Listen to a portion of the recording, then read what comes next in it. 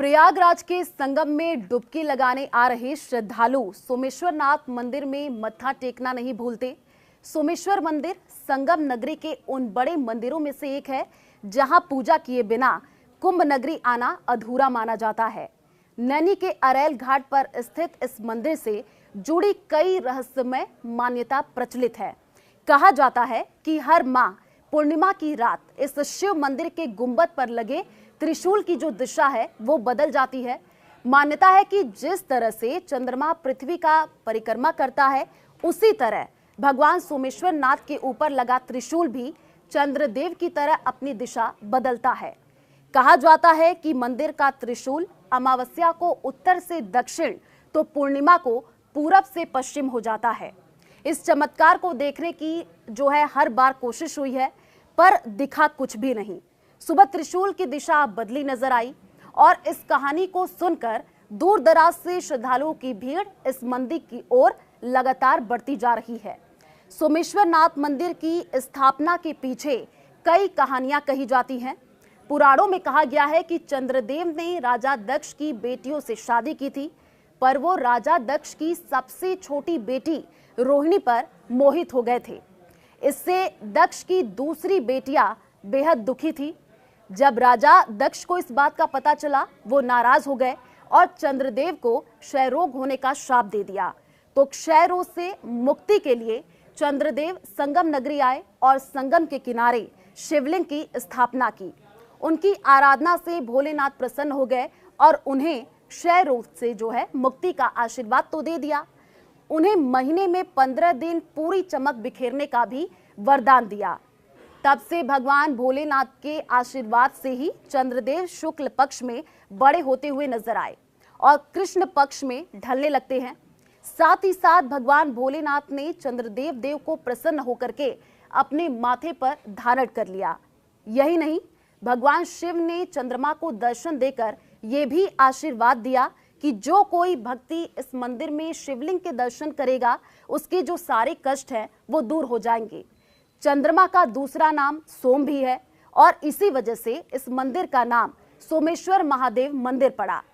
सोमेश्वर मंदिर के प्रांगण में हनुमान प्रतिमा है और इसके ठीक सामने धर्मदंड लगा है। पत्थर से बने इस धर्मदंड पर लिखा है कि 1674 ईस्वी में सावन के महीने में मुगल शासक औरंगजेब आया था और उसने मंदिर की देखरेख के लिए एक जागीर दान दे दी थी और इसी जागीर से होने वाली आय से सोमेश्वर मंदिर का रखरखाव और भगवान शिव की पूजा अर्चना के लिए पूजन सामग्री खरीदी जाती थी।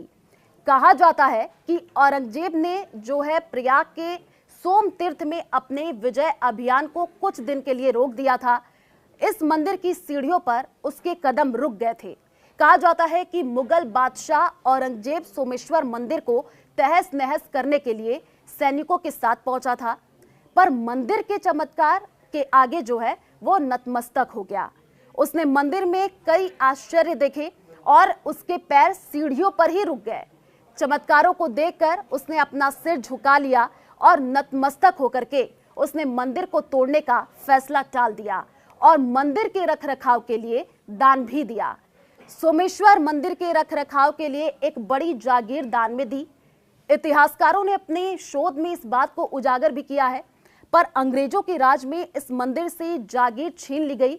अब भक्तों से मिलने वाले चढ़ावे से भी यहाँ पर भगवान की पूजा होती है। मान्यता है कि सोमेश्वर नाथ मंदिर में भगवान शिव की सच्चे मन से पूजा अर्चना करने वाले भक्तों की मनोकामना जरूर पूरी होती है। कुष्ठ रोगी भी यहाँ मत्था टेकते हैं, तभी तो इस मंदिर में सालों भर भक्तों का जो तांता है वो लगा रहता है। पर सबसे ज्यादा भीड़ होती है सावन के महीने में। तब सुबह से लेकर शाम तक एक माह तक चप्पे चप्पे पर भक्त नजर आते हैं। महाशिवरात्रि के दिन तो भक्तों की इतनी ज्यादा भीड़ उमड़ती है कि पैर रखने तक की जगह नहीं होती है। इनमें कोई लाल रंग तो कोई पीले रंग की ध्वजा लेकर के नाचते गाते आते हैं और इस मौके पर कई बड़े अनुष्ठान भी होते हैं। दूध दही और गंगा जल से अभिषेक होता है और भंडारे भी होते हैं। मनौती मांगने और पूरा होने पर शिव के दरबार में भक्त जरूर हाजिर होते हैं। इस मौके पर निशान के रूप में ध्वज लेकर के भक्तगण दूर दराज से नाचते गाते हुए पहुंचते हैं और भोलेनाथ का आशीर्वाद लेकर के वापस लौट जाते हैं। सावन के साथ साथ बसंत पंचमी के पर्व पर भी श्रद्धालु महामृत्युंजय जाप और रुद्राभिषेक करने के लिए यहाँ पर आते हैं। महाकुंभ के दौरान प्रयागराज आने वाले श्रद्धालु भी सोमेश्वर नाथ मंदिर में पूजा करना नहीं भूलते हैं। सोमेश्वर मंदिर के सामने उत्तरी तट पर आपको बता दें कि मां गंगा बहती है और इसे चंद्रकुंड घाट कहते हैं। मान्यता है कि लगातार 1.25 महीने तक इस चंद्रकुंड घाट में स्नान करने के बाद सोमेश्वर महादेव शिवलिंग पर जल चढ़ाने से सुख समृद्धि और आरोग्य मिलता है। यही नहीं, भगवान भोलेनाथ भक्तों पर भरपूर आशीर्वाद बरसाते हैं। यहाँ पर भगवान शंकर का जलाभिषेक, रुद्राभिषेक और गन्ने के रस से अभिषेक करने का विधान है, जिससे अलग अलग तरह की मनोकामनाएं जो है वो पूरी होती हैं। यहाँ सावन के सभी सोमवार को 4 पहर का रुद्राभिषेक होता है। इस दौरान भगवान भोलेनाथ के शिवलिंग के सबसे प्रिय बिल्वपत्र, साथ ही साथ समय पत्र और मंदार पुष्प के साथ साथ फल और भांग भी चढ़ाया जाता है। पंचामृत से स्नान होता है, फूलों से श्रृंगार कराया जाता है। सुबह प्रसाद वितरण के साथ साथ भंडारा भी होता है। सोमेश्वर महादेव मंदिर को ये मौजूदा और भव्य स्वरूप देश की आजादी के वक्त मिला था और मान्यता है कि यहाँ सच्चे मन से की गई हर मनोकामना जरूर पूरी होती है। यहाँ मत्था टेकने वाले उन श्रद्धालुओं की तादाद सबसे ज्यादा होती है जो गंभीर बीमारियों से पीड़ित होते हैं। भक्तों को इस बात का भरोसा होता है कि सर्व कल्याण के देवता भगवान भोलेनाथ ने जिस तरह से चंद्रदेव के कुष्ठ रोग से मुक्ति दिलाई थी, उसी तरह वो उन्हें भी जो है रोगों से मुक्ति दिलाएंगे।